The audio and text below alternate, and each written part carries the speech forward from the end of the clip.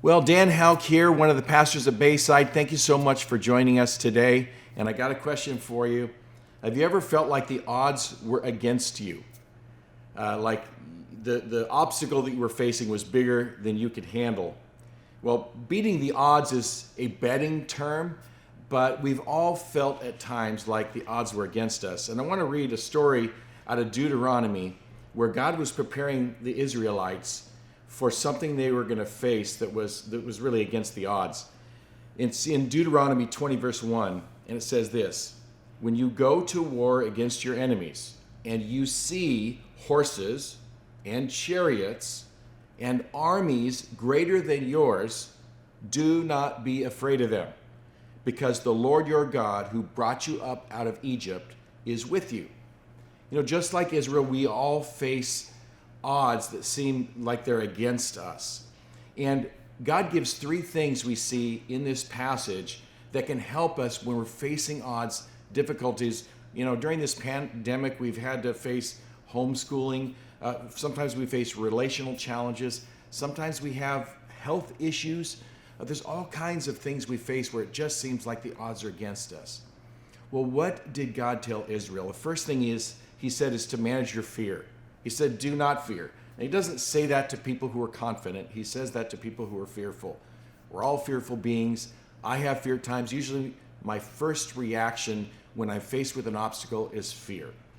And so he says, don't fear. But then he gives them two reasons why you shouldn't fear. The first one is, remember God's history.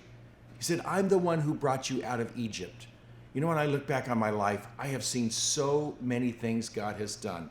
I have seen health issues resolved. I've seen people that I love come to know the Lord.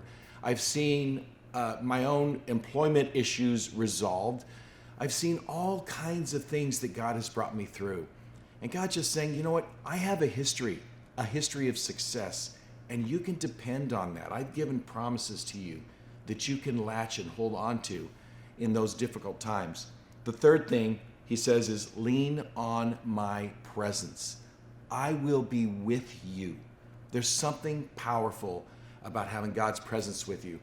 When my kids were young, I have 5 kids, and I taught them all how to ride their bikes. The first thing we did when we went outside is I would get them on the seat, I would hold the back of the seat, and then I would run like crazy down the street as they pedaled. They thought they were balancing themselves. No, I was the one balancing them. And I'd get to the end of the street, and they'd be all excited and say, let's go again. And I'd be going, let me catch my breath.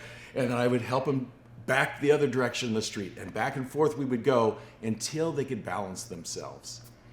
You know, if I do that as a father, how much more is God with us when we're going through difficult times?